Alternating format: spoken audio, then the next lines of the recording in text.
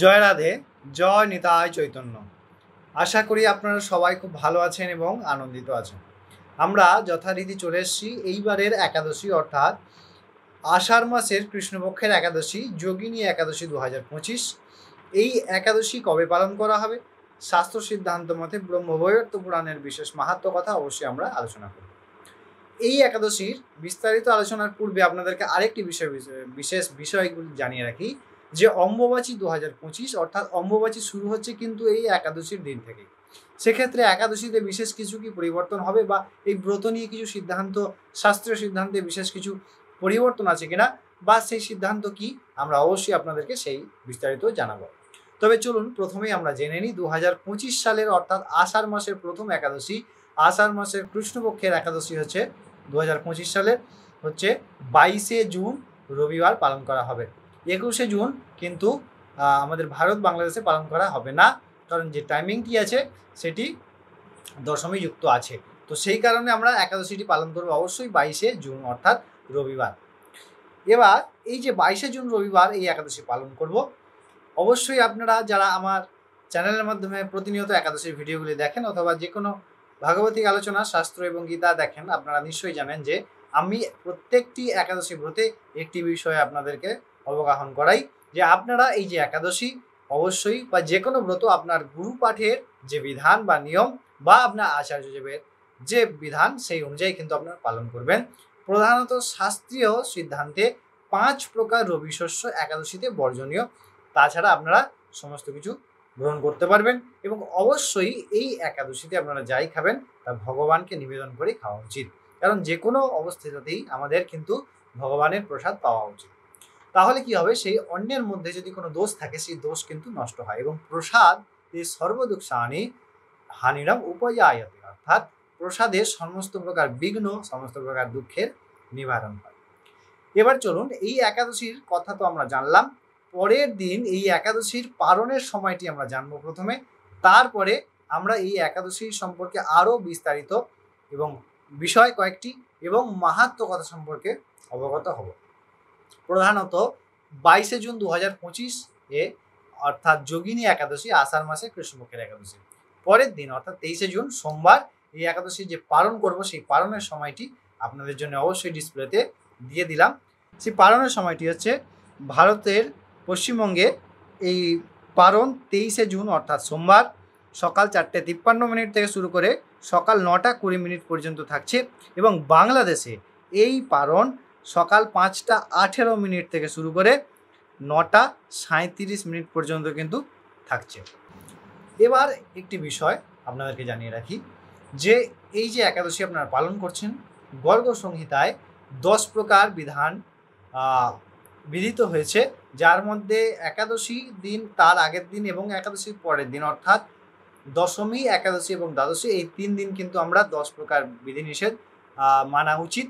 যেমন ধরুন, নেশা জাতীয় দ্রব্য গ্রহণ করা যদি কোনো সময় উচিত নয়, মিথ্যা কথা বলা, এছাড়া জুয়া খেলা, দ্রুত ক্রিয়া, এবং আপনার কি মৈথুন ধর্ম, দিনে 2 বারের বেশি ভোজন করা উচিত নয়, এবং অবশ্যই কাঁসার পাত্রে ভোজন দ্বাদশীর দিন এবং একাদশীর দিন বিশেষভাবে বিধানযুক্ত আছেন, এবং অতিরিক্ত পরিশ্রম করার কথা নিষেধ করা আছে দ্বাদশীর দিন, যেহেতু একাদশী আমরা পালন করলে আমাদের শরীরের মধ্যে কিছুটা দুর্বলতা অনুভব হয়। যদিও ব্রহ্মচারী পুরুষ যদি করেন, তাহলে ব্রহ্মচারীর মধ্যে বিন্দুমাত্র তার শক্তির ঊর্জার নষ্ট হয় না। জয় রাধে। আমরা জানলাম 2025 সালের আষাঢ় মাসের কৃষ্ণপক্ষের একাদশী, অর্থাৎ যোগিনী একাদশী 2025 22শে জুন অর্থাৎ রবিবার পালন করতে হবে, এবং 23শে জুন এই একাদশীর পালন।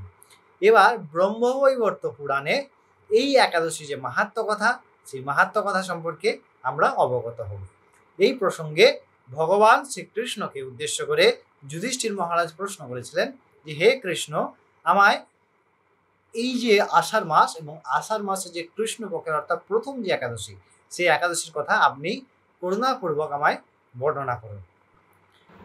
ভগবান শ্রীকৃষ্ণকে যখন এই প্রশ্ন করলেন, ভগবান শ্রীকৃষ্ণ বলছে, হে রাজন বা হে যুধিষ্ঠির মহারাজ, আমি আপনায় পরম উত্তম এক ব্রতের কথা বলবো, অর্থাৎ যা আপনি প্রশ্ন করলেন, আষাঢ় মাসের কৃষ্ণপক্ষের একাদশী, যোগিনী একাদশী। এই একাদশীর দ্বারা ব্রহ্মবৈবর্ত পুরাণের বিধান ৮৮,০০০ ব্রাহ্মণ ভোজন দান যজ্ঞের ফল প্রাপ্ত হয়। কিন্তু আমরা কোনো প্রকার ফলের জন্যে ভগবানের এই ব্রত করব না। আমরা কেবলমাত্র ভগবানের জন্য, তার তৃপ্তির জন্য, তার বিধিত শাস্ত্রের বিধান, সেই জন্যই আমরা কিন্তু এই ব্রত করব। তাহলে এই ব্রতই আমাদেরকে ভগবত চরণ প্রাপ্ত করাবে, না হলে সামান্যতম ফল প্রদান করবে। ৮৮,০০০ ব্রাহ্মণ ভোজনের ফল দেবেন, অনেক ঐশ্বর্য দেবেন, সুখ দেবেন, কিন্তু তাতে ভগবান প্রাপ্তি তো হবে না। খুব যদি সূক্ষ্মভাবে আমরা দেখি, তো ভগবান কৃষ্ণ বলছেন এই ব্রত আপনার মহাপাপ, অনন্ত পাপ বিনাশকারী এবং মহাপুণ্য প্রদানকারী, অনেক প্রকার আপনার দুষ্কৃতি নষ্ট করতে পারে এই ব্রত। এই সম্পর্কে এক পৌরাণিক কথা আমি আপনায় বলবো। ভগবান শ্রীকৃষ্ণ বলছেন যে ব্রহ্মবৈবর্ত পুরাণে এই একাদশীর মাহাত্ম্যের কথা বিশেষভাবে বর্ণনা করা হয়েছে। ভগবান বলছেন, অলকা নামক এক পুরীতে শিবভক্ত কুবের নামে এক রাজা ছিলেন। তিনি অত্যন্ত ধার্মিক এবং তিনি ভগবান মহাদেবের পূজা ছাড়া অন্য কিছু প্রদান করতেন না বা অন্য কিছু জানতেন না।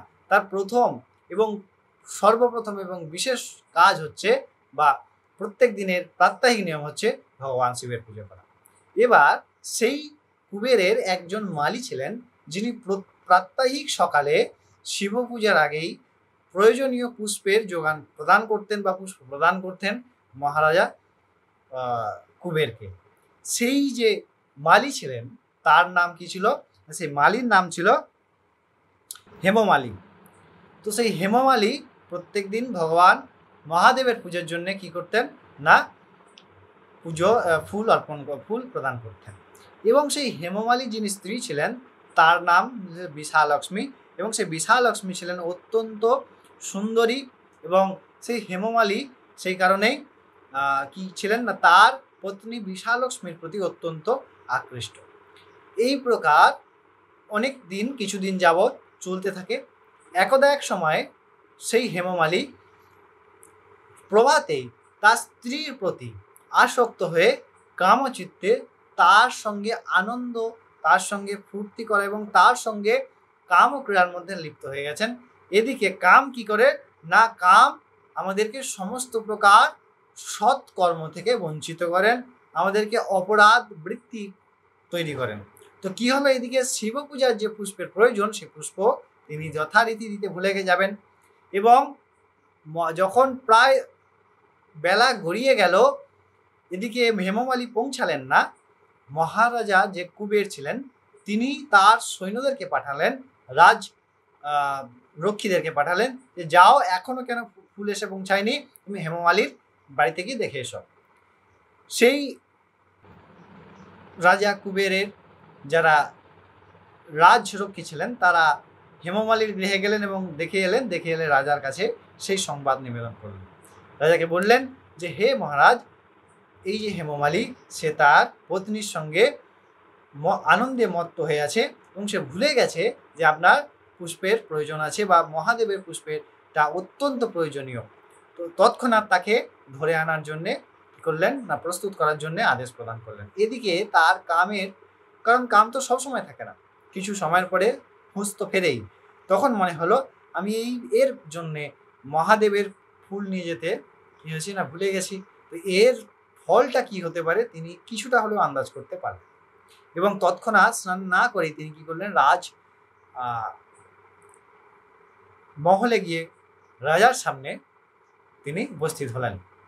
এবং সে উপস্থিত হওয়ার পরেই রাজা কি করলেন, অত্যন্ত ক্রোধান্বিত হয়ে তাকে অভিশাপ দিলেন যে রে দুষ্ট, তুই দেবতার ফুলে মানে পূজার যে ফুল তা দিতে ভুলে গেলি শুধুমাত্র কাম ক্রিয়ার জন্যে, তুই সে তো কুষ্ঠ প্রাপ্ত হ।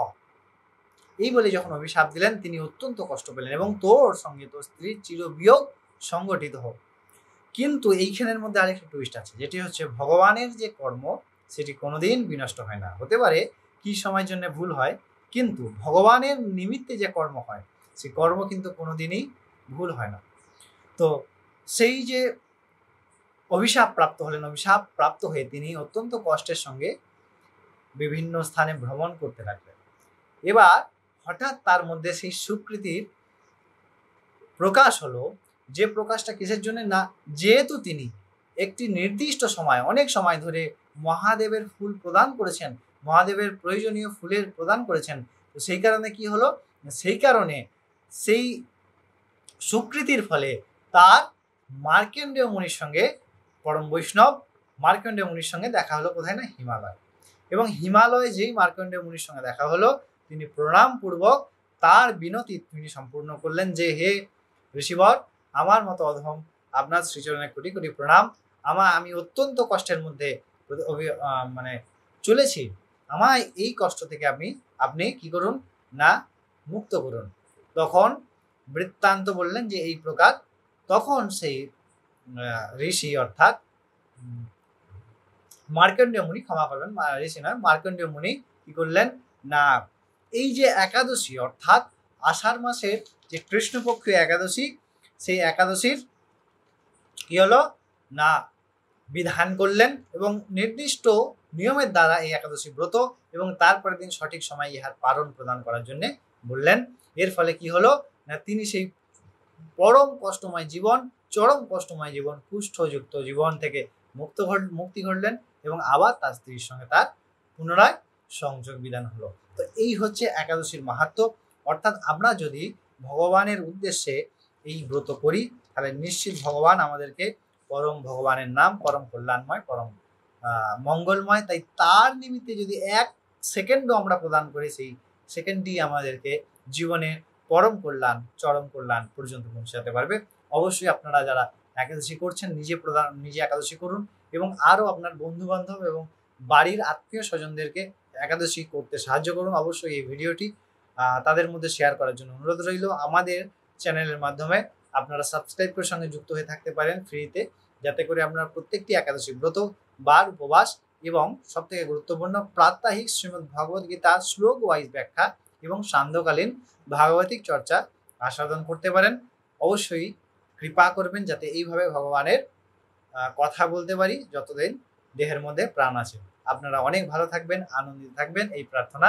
জয় রাধে, জয় নিতাই চৈতন্য।